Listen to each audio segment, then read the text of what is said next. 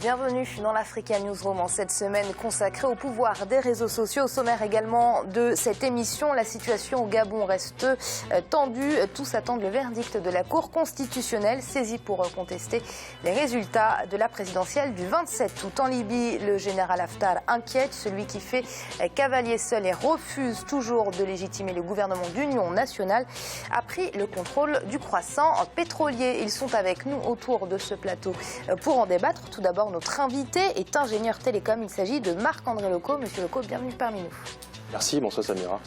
Et Jean-François Akanji-Kongé. Jean-François, c'est un plaisir de vous retrouver pour cette première de la saison de la LR. Un plaisir partagé avec vous et puis avec nos téléspectateurs, à qui je souhaite la santé, l'amour, la gloire et la beauté. Nous nous retrouvons avec bonheur après les vacances. Et ravi également de vous accueillir, Daouda, vous également, la première de la saison pour vous. Merci Amira, c'est un grand bonheur de vous retrouver, ainsi que tous ceux et celles qui nous sont fidèles. Et tout de suite, c'est l'info du jour.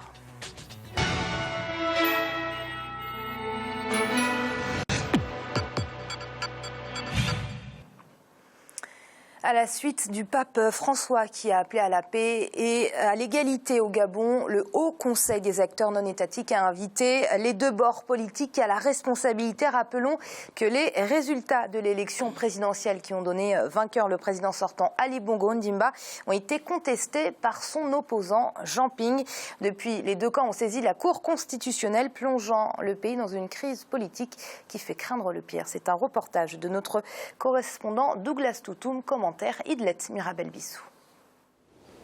Au moment où le Gabon attend le dénouement de la crise post-électorale à la suite des recours de l'opposition, les appels à la paix et à l'égalité se multiplient tant sur le plan national qu'international.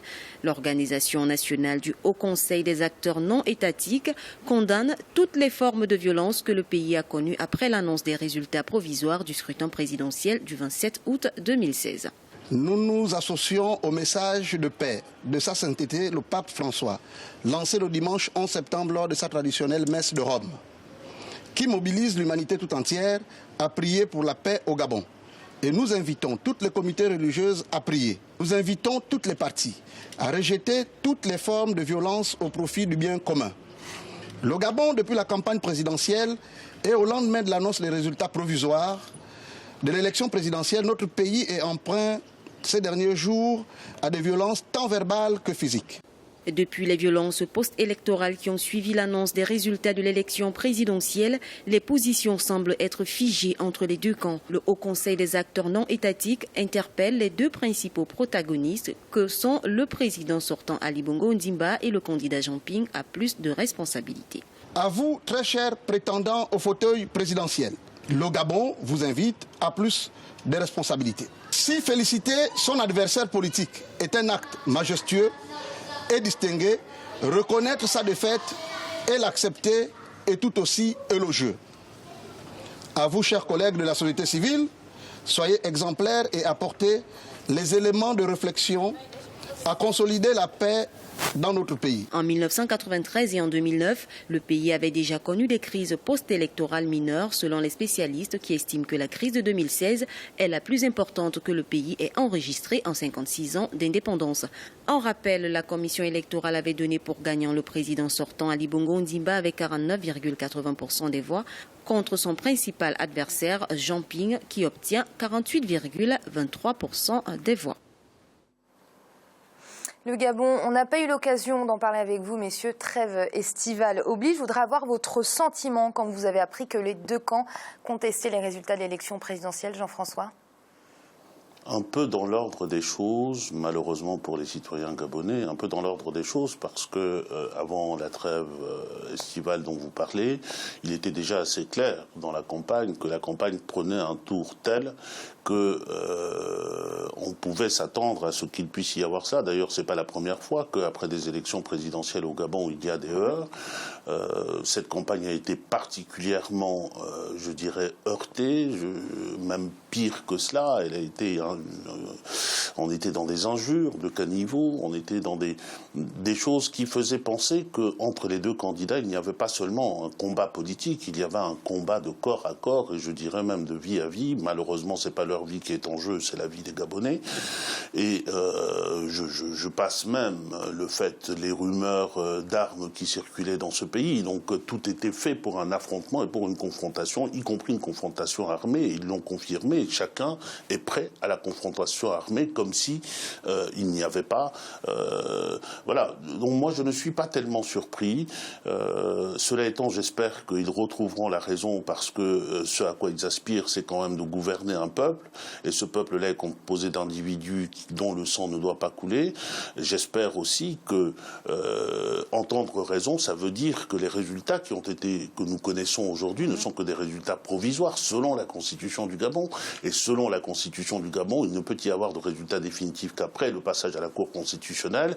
Et on nous bassine avec un mot, recomptage. C'est le travail normal de tout juge constitutionnel qui est saisi d'une contestation sur des élections dans un bureau de vote, de procéder aux vérifications. On appelle ça recomptage si on veut, mais c'est le travail qu'on espère que la Cour fera dans la sérénité, malheureusement dans un environnement qui n'est pas serein.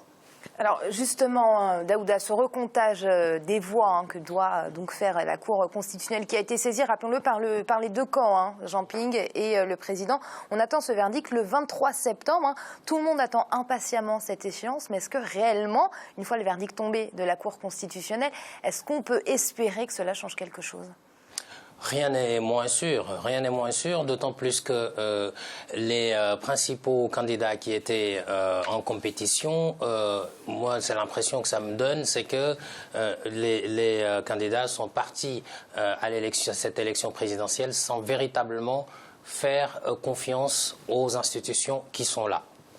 Puisque quand on n'accepte pas les règles du jeu, il faut anticiper. Bon, le boycott n'est pas une solution, mais bon, voilà, une fois qu'on participe, après s'il y a des institutions, je pense que tout le combat doit se faire dans le cadre de la légalité.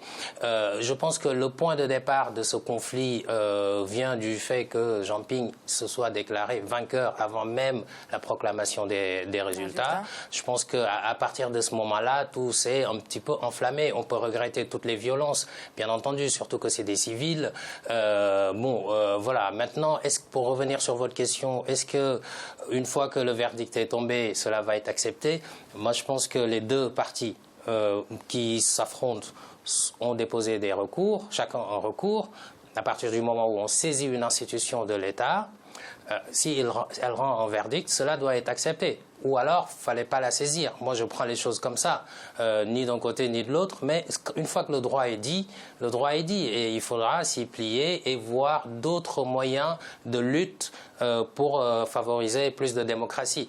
Mais bon, on ne peut pas avoir une institution qui est crédible, qui est censée être crédible, en tout cas selon l'arsenal juridique du pays, et puis ne pas accepter le verdict qui est rendu. Jean-François, est-ce qu'on peut craindre que le Gabon s'enfonce dans la crise après le verdict de la Cour constitutionnelle ? Je ne vais pas répondre à votre question parce que je m'en voudrais à ce point-ci de l'histoire des Gabonais de penser une seule seconde qu'il y aurait une éventualité de ce type-là. Je ne veux pas y penser. Je veux croire que ces deux hommes politiques sont des hommes politiques responsables.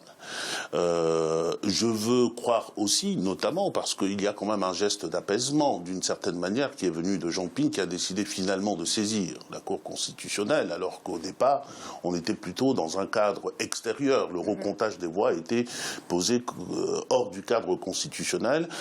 En tous les cas, aujourd'hui, pour moi, penser le pire, c'est penser au scénario centrafricain d'avant les élections. Nous avons une sorte de paradoxe qui est celui d'une république centrafricaine qui était à feu et à sang et qui a organisé des élections sans qu'il y ait de sang qui coule. Et puis là, nous avons un pays qui était à peu près serein et qui est en train de descendre petit à petit dans le trou. Je ne veux pas répondre à votre question parce que je ne veux pas que ce soit une hypothèse crédible. Très bien, Jean-François, je ne nous interrogerai plus sur le Gabon.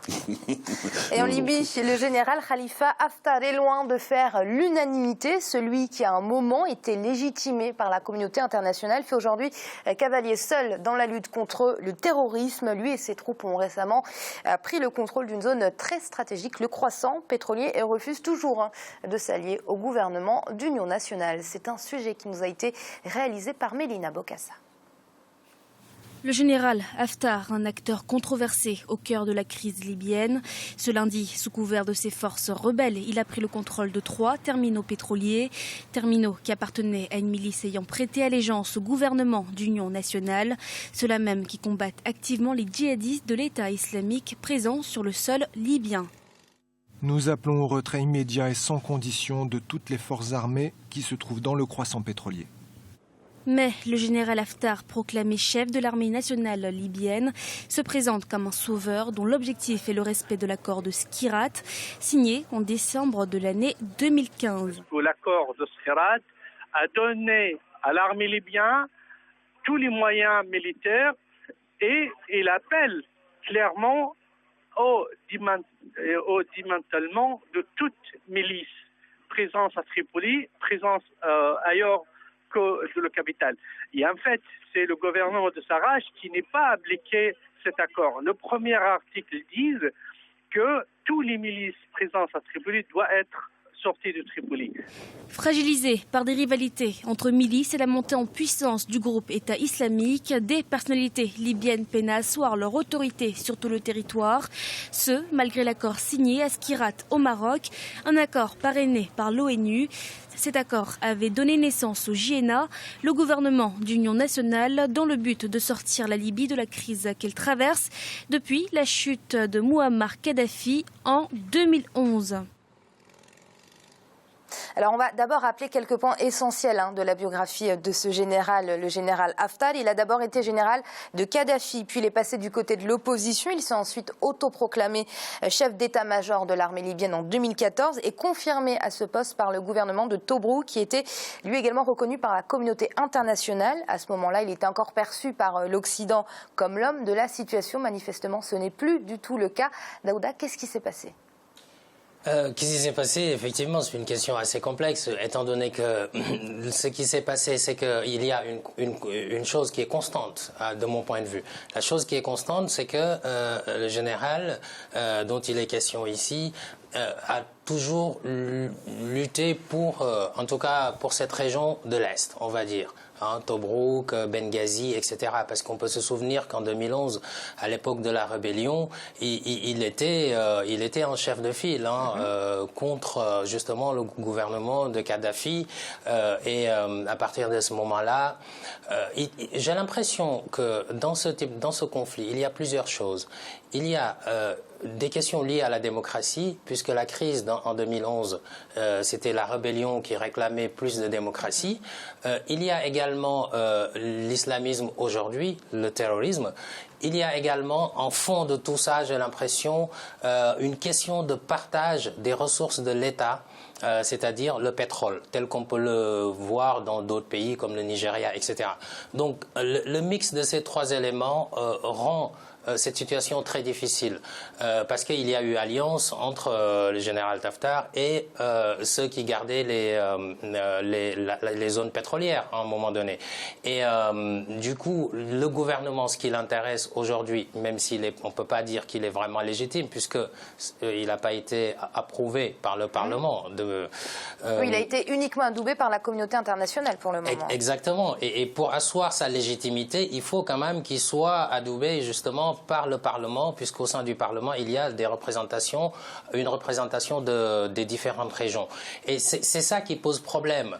Donc, comment sortir de cette situation? Moi, j'ai l'impression qu'on va revenir à l'histoire de la Syrie aujourd'hui, à un moment où on a les pro-américains et les pro-russes, qui sont obligés, les Russes et les Américains qui sont obligés du coup de trouver un accord pour combattre les terroristes, finalement, alors qu'au début, les Américains voulaient le départ de Bachar et que les Russes voulaient son maintien.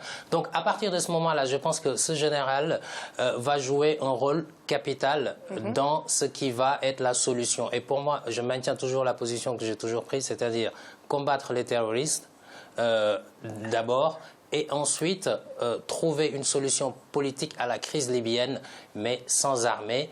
On ne peut pas trouver une solution finalement, et le général Haftar garde quand même la clé pour une armée libyenne. Oui. Jean-François, ce que dit Daouda, c'est que le gouvernement d'union nationale, la communauté internationale, tous ceux qui interviennent actuellement en Libye ne peuvent pas composer sans ce général. Il a aujourd'hui pris le contrôle du croissant pétrolier, une zone particulièrement stratégique, et on connaît ses victoires lors des combats contre les terroristes. Oui, la communauté internationale, quand on regarde bien sur l'ensemble du continent africain, est dans une position, ce qu'on appelle pudiquement la communauté internationale.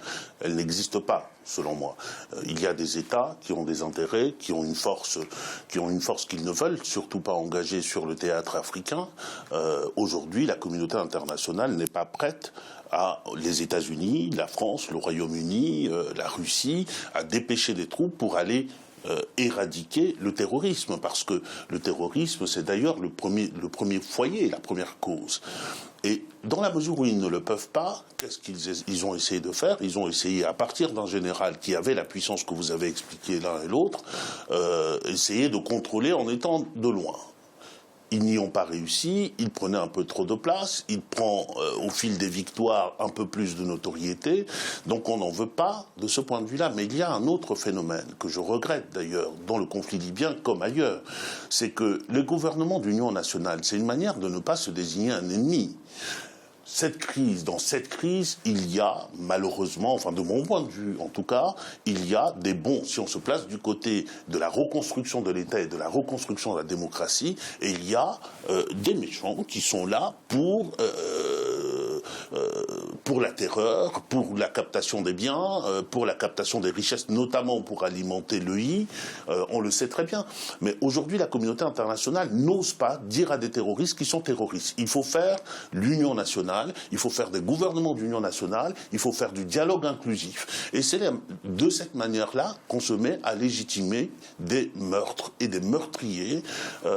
Donc je ne sais pas trop quelle position prendre dans ce conflit, mais le général Haftar a fait ses preuves, il est sur le terrain, je pense qu'il a le soutien d'une partie de la population, il faudra bien composer avec lui. Et c'est l'heure de marquer une courte pause, on se retrouve dans un instant pour la suite de l'Africa News, on va tout de suite.